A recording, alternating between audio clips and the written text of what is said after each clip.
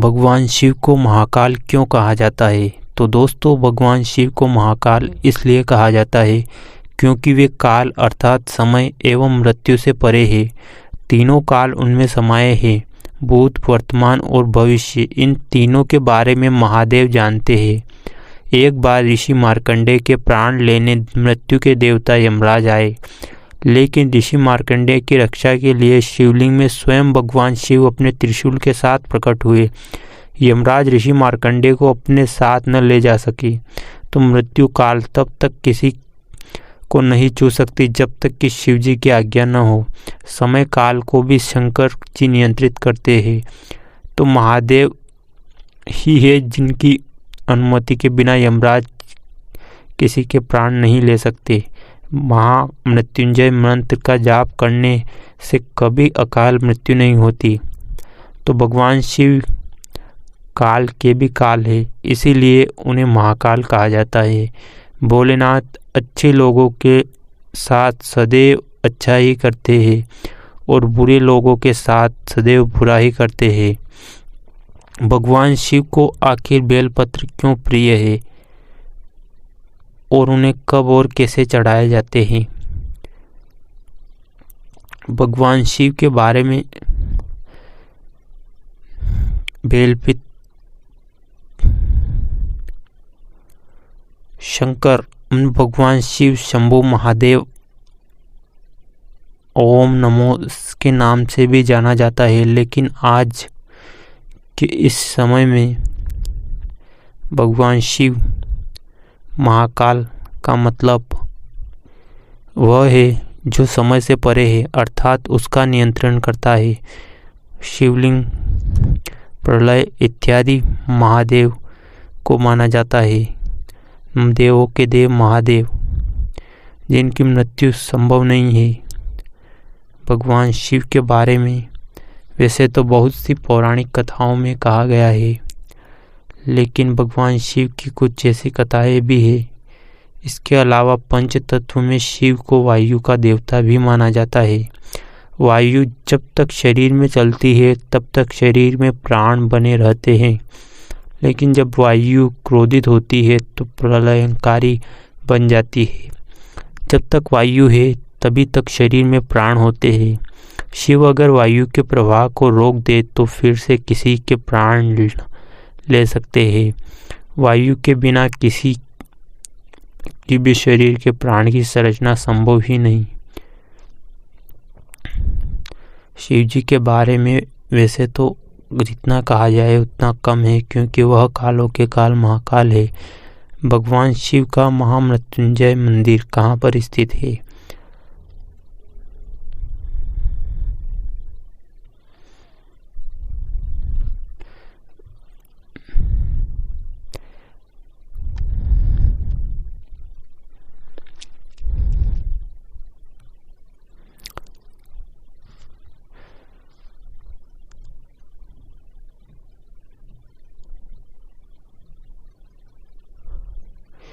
देवों के देव महादेव आखिर भगवान शिव को क्यों कहा जाता है?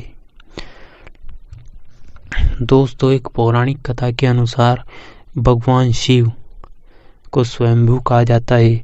हम सबसे प्रिय भगवान शिव के जन्म नहीं हुआ था, वह स्वयंभू है, ऐसा पौराणिक कथाओं में भी कहा जाता है। श्रीमद् भागवत के अनुसार जब एक बार भगवान विष्णु और ब्रह्मा के अहंकार की अनुभूतियों हो गई तो स्वयं श्रेष्ठ बताते हुए लड़ते रहे। तब तक जलते हुए खंभे के बीच के रूप में भगवान शिव अचानक से प्रकट हो जाते हैं और ब्रह्मा की अपनी गलती का एहसास हो जाता है। शिव से वह दोनों क्षमा मांगते हैं और उनसे आशीर्वाद लेते हैं कि आप ही देवों के देव महादेव हैं, आप ही भगवान शिव हैं। सबसे बड़े शिव भक्त का धाम कहाँ पर स्थित है? भोले भंडारी संकटों से उबारते हैं, मुश्किलों की घड़ी में राह दिखाते हैं, तभी तो भक्त क्या देवता भी अपने कष्टों का निवारण के लिए भोले भंडारी की शरण में जाते हैं। शिव का ऐसा ही एक धाम बैजनाथ है। भोले भंडारी संकटों से उबारते हैं, मुश्किलों की घड़ी में राह दिखाते हैं, कष्टों का निवारण करते हैं। बैजनाथ धाम, कांगड़ा के बैजनाथ धाम में महादेव के सबसे बड़े भक्त ने अपनी भक्ति की परीक्षा दी थी। अपने 10 सिरों की बलि देकर रावण ने लिखा कि अपनी भक्ति और आस्था की नई कहानी। हिमालय की खूबसूरती और हरी भरी वादियों में धौलाधार पर्वत श्रृंखलाओं के बीच बसा प्राचीनतम मंदिर महादेव के सबसे बड़े भक्त की भक्ति की कहानी सुनाता है। यहीं पर स्थित वह शिवलिंग है जो देखने में तो किसी आम शिवलिंग की तरह है, लेकिन इसका स्पर्श भक्तों को अनूठा एहसास दिलाता है। इस शिवलिंग की आराधना भक्तों में असीम शक्ति उत्पन्न कर देती है, क्योंकि ये रावण का वो शिवलिंग है जिसकी वो पूजा करते हैं। किंवदंतियों की माने तो रावण इसी शिवलिंग को अपने साथ लंका ले जाना चाहता था। हिमालय के कांगड़ा से 54 किलोमीटर और धर्मशाला से 56 किलोमीटर की दूरी पर स्थित विनवा नदी के किनारे बसा है बैजनाथ धाम, जहाँ पर श्रद्धालुओं की भीड़ देखने को मिलती है, जो अपने चारों ओर से प्राकृतिक सुंदरता के कारण विख्यात है। कहते हैं कि 12वीं शताब्दी में मन्युक और आहुक नाम के 2 व्यापारियों ने इस मंदिर का निर्माण कराया था। उसके बाद राजा संसार चंद ने इस मंदिर को जीर्णोद्धार कराया था। वैसे पौराणिक कथाओं की मान्यता है कि रावण ने भगवान शिव की कठोर तपस्या की थी। उस तपस्या से भगवान शिव ने प्रसन्न होकर उसे दर्शन दिए। एक एक कर अपने सिर को काटकर हवन कुंड में आहुति देकर रावण ने भगवान शिव को अर्पित किए। जैसे ही अंतिम सिर यानी कि 10वां सिर काटने के लिए वह जैसे ही तलवार अपने सिर पर ले जाता है, तभी महादेव प्रकट हो जाते हैं और रावण का हाथ पकड़ लेते हैं। एक वैद्य की तरह ही रावण के सभी सिरों को पुनः स्थापित कर दिया। रावण की तपस्या से प्रसन्न होकर शिवजी ने उसे वरदान मांगने को कहा। रावण ने कहा, मैं आपके शिवलिंग स्वरूप को लंका में स्थापित करना चाहता हूँ। रावण ने तथास्तु कहा। तभी शिवजी ने उसे आशीर्वाद देते हुए कहा कि तुम यह शिवलिंग लंका में स्थापित कर सकते हो। अंतर्ध्यान हो गए। अंतर्ध्यान होने से पहले शिवजी ने अपने शिवलिंग स्वरूप 2 चिन्ह रावण को देने से पहले कहा था कि इन्हें जमीन पर मत रखना। जब रावण लंका को चला तो रास्ते में गोकर्ण क्षेत्र में पहुंचा तो रावण को लघुशंका लगी। उसने बेजू नाम के ग्वाले को सब बात समझाकर शिवलिंग पकड़ा दिए और शंका निवारण के लिए चला गया। शिवजी की माया के कारण बेजू उन शिवलिंगों की वजन को ज्यादा देर तक सह नहीं सकता और उन्हें धरती पर रखकर अपने पशु चराने चला गया। इस तरह दोनों शिवलिंग वहीं स्थापित हो गए। उस मंजूषा के सामने जो शिवलिंग था वह चंद्रभाल के नाम से भी प्रसिद्ध है, जो कि पीठ की ओर है बैजनाथ धाम के नाम से भी जाना जाता है। रावण की इस तपस्वी में शिव के प्रति उसकी भक्ति के सम्मान स्वरूप आज भी दशहरे के महापर्व पर रावण दहन की प्रथा नहीं है, बल्कि यहाँ भगवान शिव के साथ उनका परम भक्त पूजा जाता है। नागर शैली में बना बैजनाथ शिल्पकारी का उत्कृष्ट नमूना है। मंदिर में प्रवेश के 4 धर्म अर्थ कर्म मोक्ष को दर्शाया है और कहते हैं जो भी श्रद्धालु धर्म के रास्ते मंदिर में प्रवेश कर अर्थ और कर्म के द्वार पार करेगा वही निश्चित रूप से मोक्ष की ओर प्राप्त करेगा।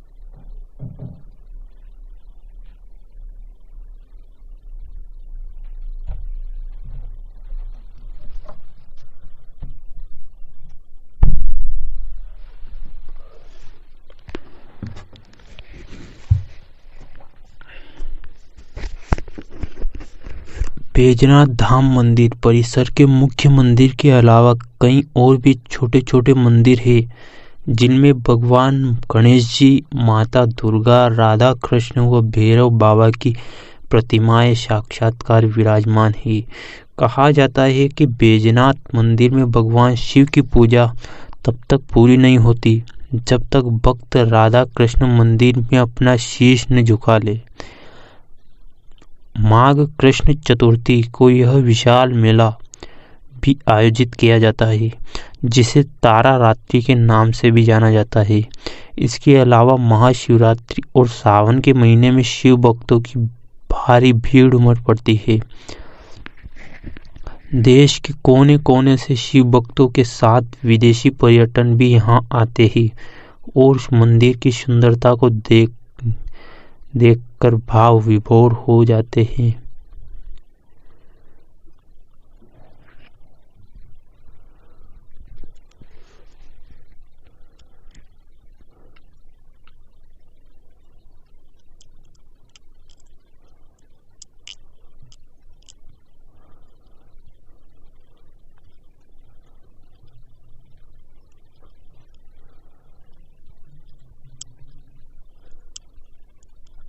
पूर्ण मनसा वाचा व्रत कथा।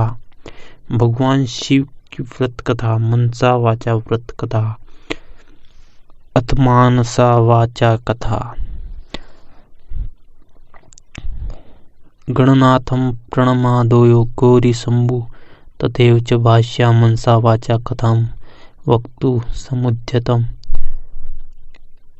एक समय कैलाश पर्वत पर श्री महादेव जी तथा पार्वती जी विराजमान थे। वह शीतल मंद सुगंध वायु चल रही थी। चारों ओर वृक्ष तथा लताओं नाना प्रकार के पुष्पों और फलों में शोभा दे रही थी। ऐसे सुहावने समय में पार्वती जी ने अपने पतिदेव से प्रार्थना की कि हे नाथ, आज हम चोपड़ा पाशा खेलें। तब महादेव जी ने उत्तर दिया कि चोपड़ा पाशा के खेल में छल कपट बहुत होता है, सो कोई मध्यस्थ हो तो खेला जाए। इतना वचन सुनते ही पार्वती जी ने अपनी माया से एक बालक बनाकर बिठा दिया और महादेव जी महाराज ने अपने मंत्र बल से उसे संजीवन कर दिया और आदेश दिया कि तुम हम दोनों की हार जीत को बताते रहना। ऐसा कहकर श्री महादेव जी महाराज ने पाशा चलाकर और पूछा कि बताओ कौन जीता और कौन हारा। तब उस पुत्र ने उत्तर दिया कि महादेव जी जीते और पार्वती जी हारे। फिर दूसरा पाशा चलाकर महादेव जी ने पूछा तो उस बालक ने यही जवाब दिया कि महादेव जी जीते और पार्वती जी हारे। इस प्रकार तीसरी बार जब पाशा चलाकर पूछा तो अब की बार महादेव जी हारे थे, परंतु बालक ने विचार किया कि यदि महादेव जी को हारा हुआ बताऊंगा तो ये मुझे श्राप दे देंगे। ऐसा सोचकर उसने फिर से यही कह दिया कि महादेव जी जीते। तब झूठ बोलते समय उस बालक को माता पार्वती जी ने श्राप दे दिया कि तेरे शरीर में कोढ़ हो जावे और तू निर्जन वन में भटकता फिरे।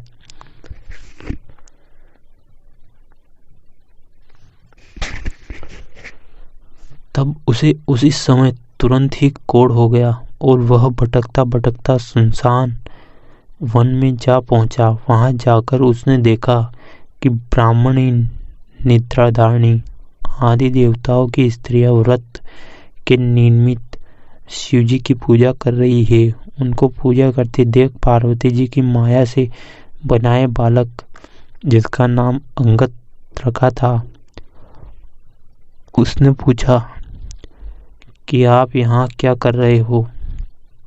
तब देवांगनाओं ने जवाब दिया कि हम तो मनसा वाचा नाम के प्रसिद्ध महादेव जी की पूजा कर रहे हैं, यानी मन वाणी को वश में करके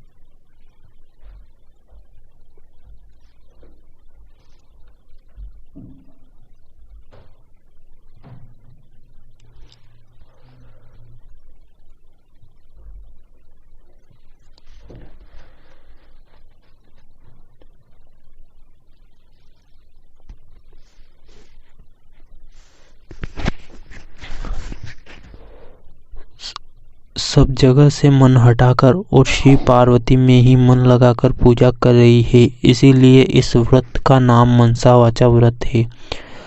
तभी अंगद जी ने पूछा कि इस व्रत के करने से क्या फल प्राप्त होता है।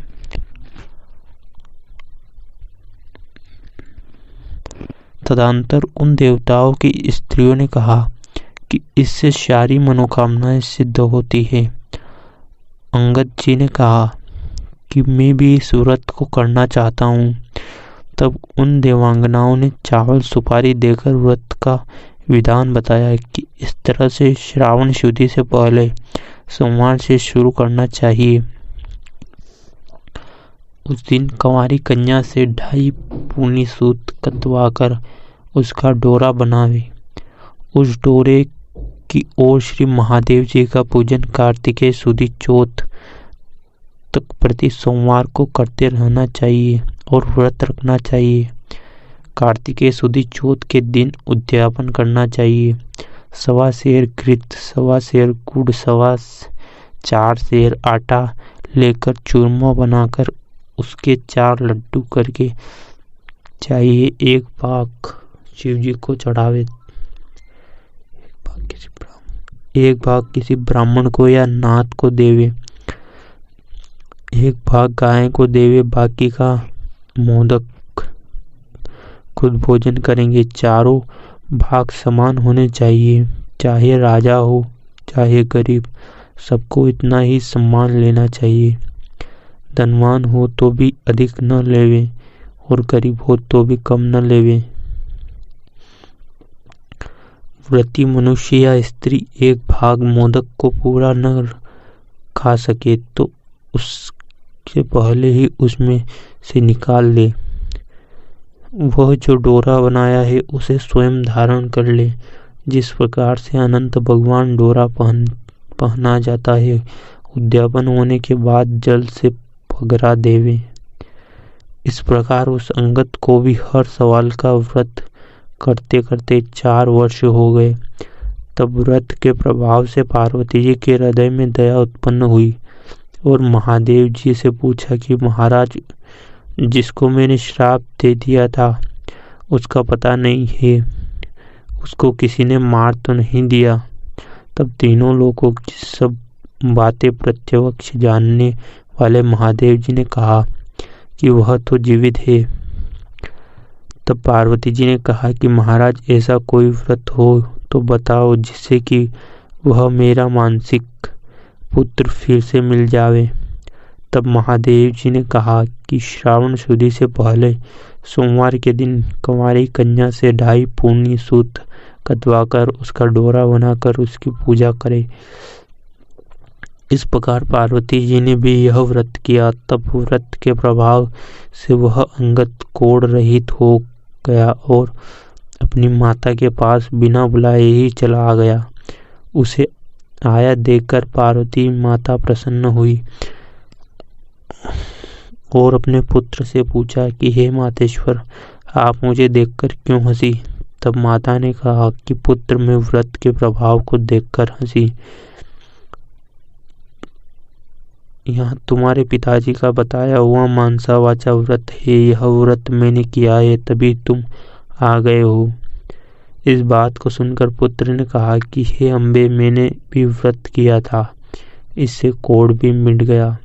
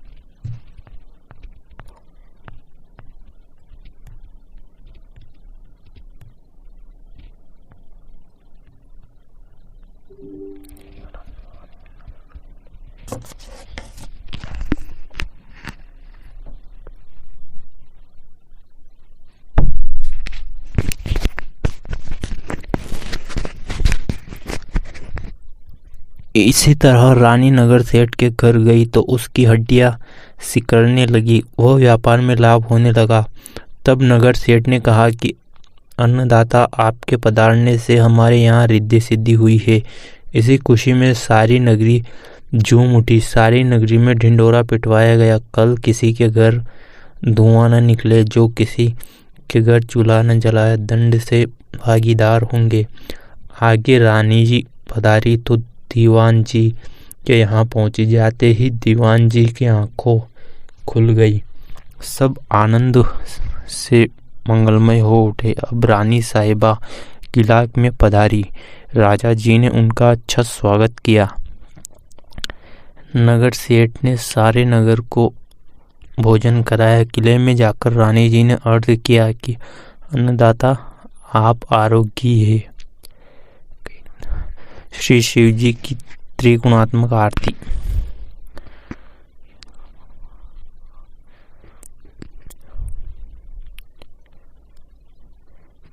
रानी वहां से निकलकर विचार करने लगी